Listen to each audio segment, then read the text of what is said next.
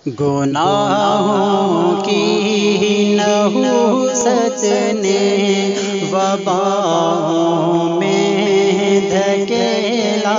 है। अऊज़ु बिल्लाहि मिनश शैतानिर रजीम। बिस्मिल्लाहिर रहमानिर रहीम। अस्सलामु अलैकुम व रहमतुल्लाहि व बरकातुहू। तमाम मुसलमानों की खिदमत में सलाम मुस्लिमान के बाद में इंतहाई मुअद्दिबाना और आज़िना गुजारिश की जाती है कि हम तमाम इस बात का अहद कर लें, अल्लाह सुब्हानहू व तआला के साथ में अहद पैमान कर लें कि हम इंशाअल्लाह इस साल की ईद को इंतहाई सादगी के साथ में मनाएंगे। और अगर हम हुज़ूर अक़दस सल्लल्लाहु अलैहि वसल्लम की सीरत पर, सहाबा इकराम और रज़ियल्लाहु अजमईन की सीरत के पर, खुसूसन मदीना तैयबा के अंदर अल्लाह के नबी सल्लल्लाहु अलैहि वसल्लम ने सबसे पहला रमज़ान मनाया, सबसे पहले ईद मनाई। उसके बाद में आप सल्लल्लाहु अलैहि वसल्लम 10 बरस तक की 10 सालों तक आप ईद मनाते रहे मदीना तैयबा के अंदर, मगर उसके अंदर एक भी ईद में आप सल्लल्लाहु अलैहि वसल्लम ने कभी नए कपड़ों का इस्तेमाल नहीं किया। सहाबा इकराम रज़ियल्लाहु अजमईन वो खुद अपनी ज़ात से भी, अपने घरों के अंदर भी ईद के मौके पर नए कपड़े का कभी एहतमाम किया ही नहीं करते थे। इसलिए हम उनकी सुन्नत को ज़िंदा करने के लिए और उनके तरीके को दोबारा अपनाने के लिए, अपने घरों में ज़िंदा करने के लिए इस बात का इरादा करें कि इंशाअल्लाह ताला हम भी कम अज़ कम इस एक साल के लिए ईद के ऊपर ना तो नए कपड़े इस्तेमाल करेंगे और ना ही दूसरी किस्म की तसन्नुआत के अंदर पड़ेंगे। कोई बनावटी चीज़ हमारे अंदर नहीं आएगी, इसलिए कि हम जानते हैं कि इन हालात के अंदर जो कोविड-19 कोरोना वायरस के जो हालात पैदा हुए हैं और उसके पहले से हिंदुस्तान में तकरीबन 6-7 महीने पहले से जो CAA और CNN और NRP की जो क्या तहरीकें चल रही थी और मुसलमानों को उसके हमारे उलमा इकराम हमारे लिए बहुत सब रहबरी कर रहे थे और हमने बहुत सब तहरीकों में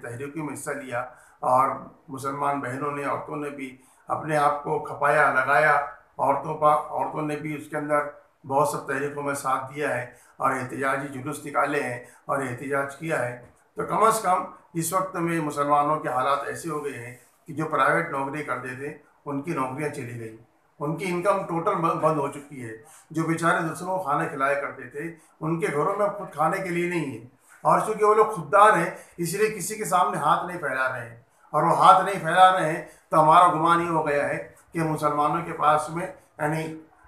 भूखमरी नहीं है या वो आसुदा हाल है। ऐसा नहीं है, बल्कि मुसलमान खुददार होने की वजह से अल्लाह ताला के सामने हाथ फैलाने वाला होता है और वो अपने आप को अल्लाह ताला की मखलूक के सामने जलील नहीं करता, वो सवाल नहीं करता, सवाल को हराम समझता है, सवाल करने को जिल्लत समझता है, अल्लाह ताला के सामने दुआ को मांगने को इज्जत समझता है। मांगना है जो कुछ मांग है अकबर, ये उधर है जहाँ पर आबरू नहीं जाती। तो अकबर ने और बादशाहों ने भी अल्लाह ताला से मांगा था। हमारी उम्मत के नौजवान, हमारी उम्मत के लोग, घरों को चलाने वाले भी अल्लाह ताला से ही सवाल करते हैं, लोगों से सवाल नहीं करते। तो हमारा गुमान ये है कि मुसलमानों के पास पैसा है, ऐसा नहीं है। बेचारे लोग रोड पर पड़े हुए हैं, उनके घरों के अंदर बच्चों को खाने पीने की तकलीफ़ है, उनको खुद तकलीफ़ है और आने वाले 6 महीने के बाद भी ये तकलीफ़ बहुत कुछ लोगों को रहेगी। इसलिए कि हालात, अगर ये बीमारी कंट्रोल में भी आ गई और उसके बावजूद हालात भी अच्छे हुए और लॉकडाउन उठा भी लिया गया तो उसके बाद भी लोगों के धंधे खराब रहेंगे, लोगों की इनकम पहले जैसी नहीं होगी और कम से कम 6 महीना या 1 साल तक के ये दोबारा बुरे हालात को और एक शादी बुरे हालात और जो आर्थिक कंडीशन की बुरी हालात है उसको लोगों को झेलना ही होगा। इसलिए कम अज़ कम, और इसके पहले हमने देखा है कि जब तबलीग जमात के मुतालिक निज़ामुद्दीन वालों के बारे में मीडिया ने बहुत सब गलत बातें फैलाई, उस वक्त में ख़ासतौर से देहात के हमारे इस मुल्क के रहने वाले हमारे भाइयों ने और इस मुल्क के रहने वाले हम वतनों ने ऐसा किया कि मुसलमानों से 20 रुपये की सब्ज़ी खरीदना छोड़ दिया वो लोगों ने और मुसलमानों से 2 रुपये धंधा करना बंद कर दिया। तो हम 2 रुपये का धंधा, वो हमारे साथ में 2 रुपये का 20 रुपये का धंधा नहीं कर रहे हैं और हम उनके साथ में 1000 रुपये के कपड़े खरीदेंगे। तो किस तरह से हम इस बात को, यानी हमारा ज़मीर कैसे गवारा करेगा कि हमारे मुसलमान का लाखों तादाद के अंदर भूखे पड़े हुए हैं, वो रोड पर पड़े हुए हैं, लोग अपने घरों को पहुंच नहीं पा रहे हैं, लोग अपने बच्चों से दूर हैं, लोग अपनी माँओं से दूर हैं, अपनी बीवियों बहनों से दूर हैं और हम अपनी अय्याशी के साथ में तन आसानी के लिए अपने बच्चों को, अपने आप को नए कपड़ों से ढाकेंगे, ये बिल्कुल मुनासिब नहीं है। ये अल्लाह सुब्हानहू व तआला को यानी गुस्सा दिलाने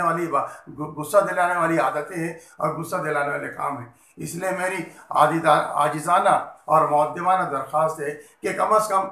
हम एक ईद पर कुर्बानी दें और उन मुसलमान बहनों के लिए और भाइयों के लिए जो बेचारे बहुत कसपुरसी के हालात में हैं, अपने हालात किसी को बता नहीं पा रहे हैं और बताएंगे भी नहीं, तो कम अज़ कम हम उनकी इत्तिबा के अंदर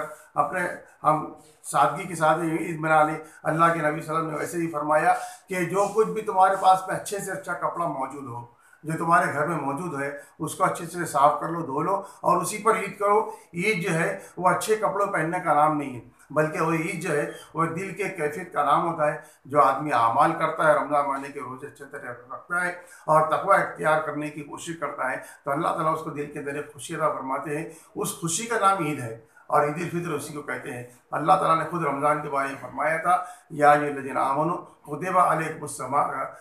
अलैकुमुस्सियाम कमा कुतिबा अलल लज़ीना मिन क़ब्लिकुम लअल्लकुम तत्तक़ून अय्यामम मादूदात। ऐ ईमान वालों, हमारे ऊपर रोज़े फ़र्ज़ किए गए हैं और रोज़े इसलिए फ़र्ज़ किए गए हैं कि पहले उम्मतों के ऊपर भी रोज़े फ़र्ज़ थे। सिर्फ रोज़े तुम रख रहे हो तो तुम्हारा कोई कमाल नहीं है। गर्मी के रोज़े, सर्दी के रोज़े, बारिश के रोज़े पहले उम्मतें भी रख चुकी है और इसका मकसद है लअल्लकुम तत्तक़ून। रोज़ों का मकसद है कि तुम्हारे अंदर तक़वा आ जाए। तो तक़वा यही है कि हम अल्लाह ताला से डरें और अल्लाह ताला की रज़ा के कामों करने की तैयार करें। मैं दरख्वास्त करूँगा दोबारा हमारी बहनों से, हमारे तमाम